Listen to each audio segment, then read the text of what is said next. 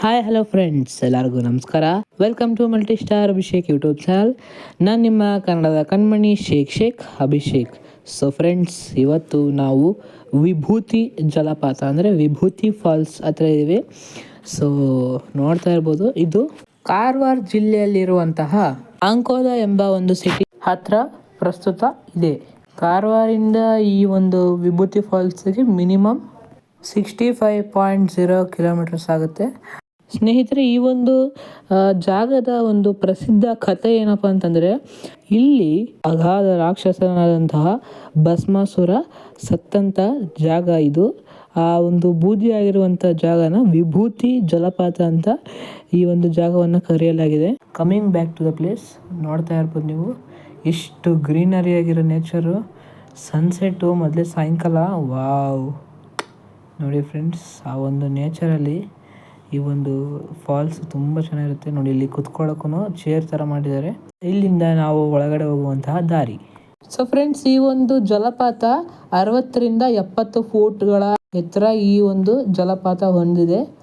So wow, ನೋಡಿ friends, ನೇಚರಲ್ಲಿ ಈ ಒಂದು ಜಲಪಾತ ನಿರ್ಮಿತವಾಗಿದೆ. ಎಷ್ಟು ಚೆನ್ನಾಗಿರುತ್ತೆ ಈ ಒಂದು ಪ್ಲೇಸು. ಸ್ನೇಹಿತರೆ, ಈ ಒಂದು ಪ್ರವಾಸ ಮಾಡೋದು ಒಂಥರ ನಮ್ಮ ಮೈಂಡ್ ರಿಫ್ರೆಶ್ ಆದಾಗುತ್ತೆ. ನಾವು ಒಂದು ವಿಷಯ ತಿಳ್ಕೊಂಡಾಗುತ್ತೆ ಆ ಒಂದು ಜಾಗಕ್ಕೆ ಹೋದಾಗ. ಸೊ ಯಾವಾಗಲೂ ಓದೋದು ಬರೆಯೋದು ಡೈಲಿ ನಮ್ಮದು ಅದೇ ರೋಟೀನ್ ಆದರೆ ಒಂಥರ ಬೇಜಾರಾಗುತ್ತೆ. ಆಗಾಗ ನಾವು ಈ ಥರ ಪ್ರವಾಸಕ್ಕೆ ಬಂದಾಗ ಮನಸ್ಸು ಹಗುರ ಆಗುತ್ತೆ ಹಾಗೂ ಒಂದು ಪಾಸಿಟಿವ್ ವೈಬ್ಸ್ ತೊಗೊತೀವಿ. ಸೊ ಒಂದು ನೇಚರ್ ಒಳಗಡೆ ಯಾವಾಗ ನಾವು ಟ್ರೆಕ್ಕಿಂಗು ಏನಾದ್ರು ಮಾಡ್ತೀವೋ, ಸೊ ಆವಾಗ ನಮ್ಮಲ್ಲಿ ಎಷ್ಟೋ ರೋಗ ನಿರೋಧಕ ಶಕ್ತಿ ಹೆಚ್ಚಾಗುತ್ತೆ.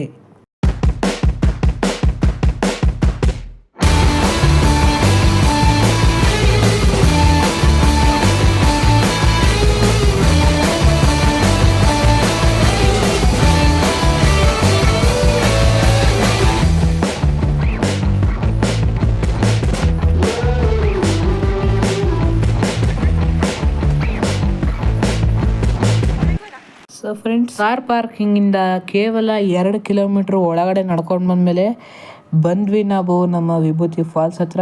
ವಾವ್, ನೋಡಿ ಫ್ರೆಂಡ್ಸ್, ಇಲ್ಲಿ ಎಲ್ಲ ಸ್ವಿಮ್ಮಿಂಗ್ ಮಾಡ್ತಿದ್ದಾರೆ. ಇಲ್ಲಿ ಸ್ವಿಮ್ಮಿಂಗು, ಟ್ರಕ್ಕಿಂಗು, ಪಿಕ್ನಿಕ್ಕು ಇನ್ನು ಮುಂತಾದ ಎಂಜಾಯ್ಮೆಂಟ್ಸು ಸಹ ಮಾಡ್ಬೋದು.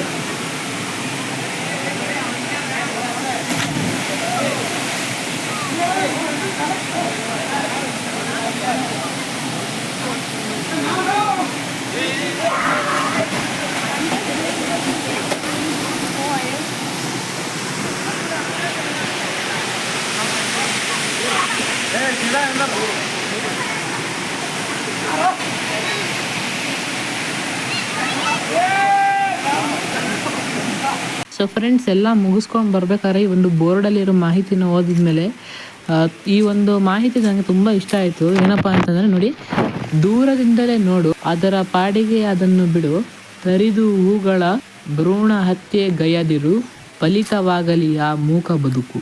ಇದನ್ನು ಓದಿದ್ಮೇಲೆ ಅಂತೂ ನನಗೆ ಮೈ ರೋಮಾಂಚನ ಆಗೋಯ್ತು. ಯಾಕಂದರೆ ಇದರೊಳಗಡೆ ಇರುವಂಥ ಒಂದು ಸಂದೇಶ ಬಹಳ ಅರ್ಥಗರ್ಭಿತವಾದಂಥದ್ದು.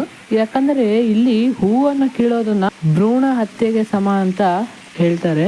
ಹಾಗಾಗಿ ನಾವ್ಯಾರು ಸಹ ಹೂವನ್ನು ಕಿತ್ತಿ ಆ ಒಂದು ಮೂಕ ಬದುಕಿನ ನಾಶ ಮಾಡುವುದು ಬೇಡ.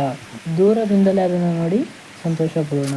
ಸೊ ಫ್ರೆಂಡ್ಸ್, ಆ ಬೋರ್ಡಿಂದ ಹಾಗೆ ಮುಂದೆ ಬಂದರೆ ಇಲ್ಲಿ ಒಂದು ಚಿಕ್ಕದಾಗಿ ಕುತ್ಕೊಳ್ಳೋಕ್ಕೆ ಓಪನ್ ಏರಿಯಾ ಮಾಡಿದ್ದಾರೆ. ಸೊ ಇಲ್ಲಿ ನಾವು ಕುತ್ಕೋಬೋದು. ಇದಾಗಿತ್ತು ಇವತ್ತಿನ ವಿಭೂತಿ ಫಾಲ್ಸ್ನ ಫುಲ್ ವಿಡಿಯೋ. ಸೊ ನೀವು ಈ ಒಂದು ಜಾಗಕ್ಕೆ ಬಂದಾಗ ಈ ಒಂದು ಪ್ಲೇಸ್ನ ವಿಸಿಟ್ ಮಾಡೋದು ಮಾತ್ರ ಮರಿಬೇಡಿ.